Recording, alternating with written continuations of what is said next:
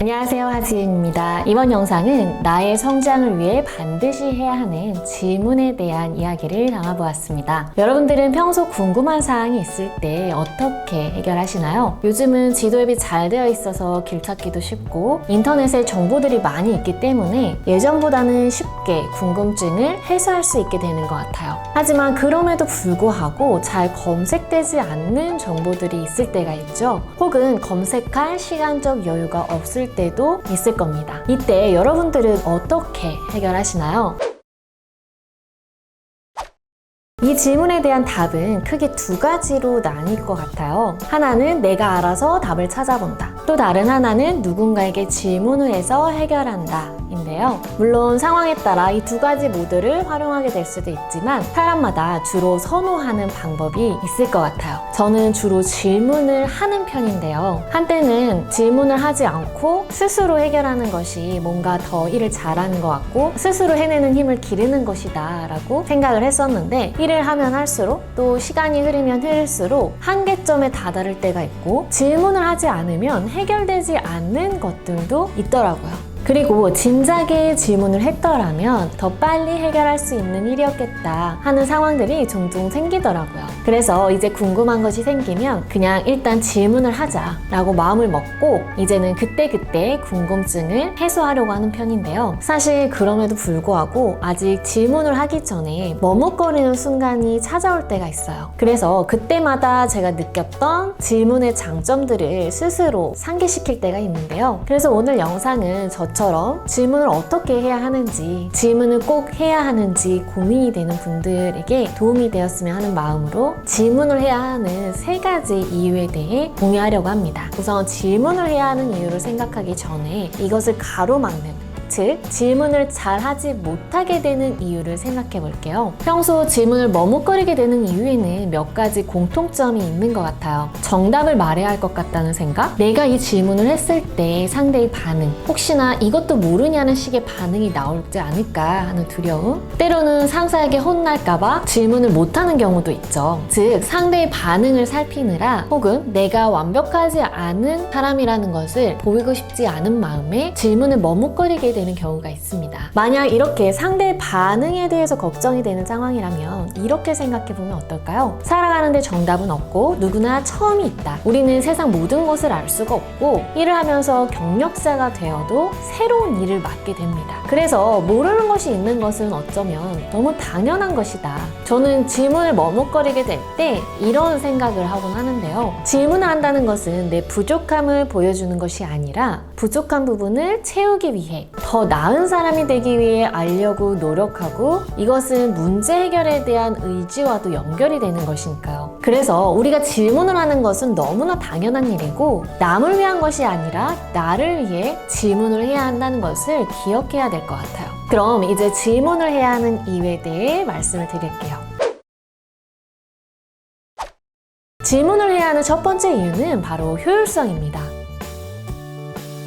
궁금한 것이 생겼을 때 내가 직접 조사하고 알아본 다음에 해결하는 것도 그 과정 속에서 많은 것을 배울 수 있지만 때로는 생각보다 시간이 꽤 오래 소요되는 경우들이 있죠. 그런데 궁금한 것이 있을 때 질문을 바로 하면 혼자 고민하는 시간이 줄어들기 때문에 그만큼 시간을 벌 수 있게 되는 효과가 있습니다. 여러분도 혹시 뭔가 골똘히 고민을 하다가 누군가에게 질문을 하나 던졌는데 진작에 물어볼 걸 하는 경우 있던 적 있지 않으세요? 저는 그런 경우가 종종 있어서 이제는 혼자서 고민하는데 사용하는 시간을 최소화하려고 노력을 합니다. 특히 누군가에게 길을 물어야 하거나 회사에서 새로운 기계를 작동시켜야 되는데 모르는 게 있다면 인터넷을 찾아볼 수도 있지만 근처에 사람이 있다면 바로 물어보고 해결하는 것이 더 빠르고 이런 문제들로 고민하는 시간, 검색하느라 보내는 시간을 아낄 수 있어서 간단한 것들은 거의 질문을 통해 다 해결을 하는 것 같습니다.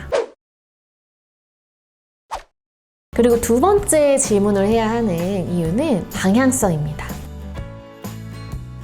방향성은 특히 일을 할 때 많이 도움이 되는데요. 어떤 업무에 대한 지시사항을 받거나 누군가와 협업을 할 때 혹은 누가 요청한 것에 대해 답을 해야 할 때 내가 이해가 잘 되지 않는 부분이 있거나 궁금한 사항은 반드시 질문을 해야 합니다. 간혹 나에게 주어진 일이기 때문에 내 선 안에서 해결해야 한다라는 생각으로 일단 무조건 일을 진행하시는 분들이 계신데요. 이해가 되지 않는 부분을 스스로 판단해서 진행하게 될 경우엔 요청했던 사람이 생각했던 방향과 다른 결과물을 내놓을 수도 있습니다. 그럼 상사들은 이렇게 말하곤 하죠.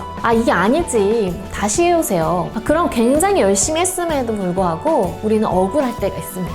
그래서 가급적 업무적인 부분일수록 더욱 질문을 통해서 명확하게 방향성을 잡고 가는 것이 중요해요. 그래야 이렇게 번복되는 상황도 줄이고 어떻게 해야 할지 헤매는 시간도 절약하게 되니까요.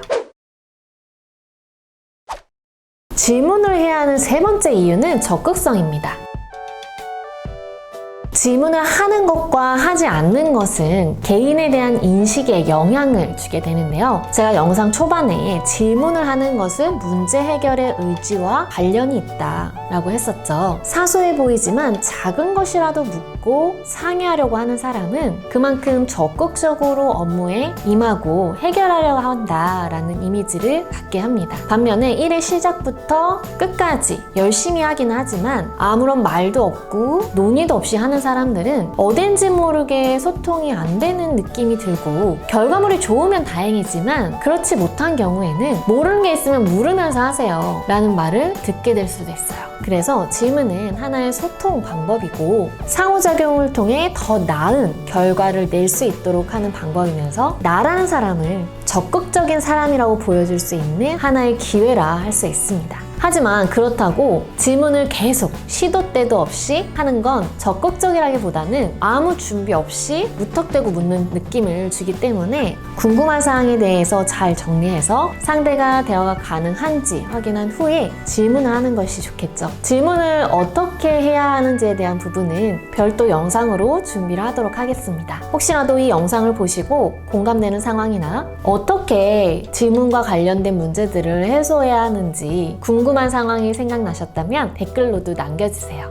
아마 이 영상을 보시면서도 질문은 가급적 하지 않는 것이 좋다. 스스로 해결하는 것이 더 효율적이고 내가 성장할 수 있는 길이다 라고 생각하고 계신 분들도 계실 수 있어요. 네, 물론 경우에 따라서는 스스로 해결해야 하는 문제들이 있을 수도 있습니다. 모든 것을 누군가에게 질문할 수는 없으니까요. 하지만 우리는 혼자가 아닌 함께 살아가는 사회에 있기 때문에 서로 질문이라는 대화를 통해서 서로 더 많은 정보를 공유할수록 양과 질이 더욱 좋아질 수 있기도 합니다. 그래서 제가 오늘 말씀드린 질문을 해야 하는 이유, 질문을 왜 해야 하는지에 대한 세 가지에 대해 생각을 해보시면서 여러분들의 성장의 발자취를 하나하나 남기실 수 있는 날들이 이어지시길 바라면서 오늘 영상은 여기서 마무리하도록 하겠습니다. 이 영상이 도움이 되셨다면 좋아요와 구독 눌러주시고요. 저는 다음에 또 좋은 영상으로 다시 찾아뵙도록 하겠습니다. 감사합니다.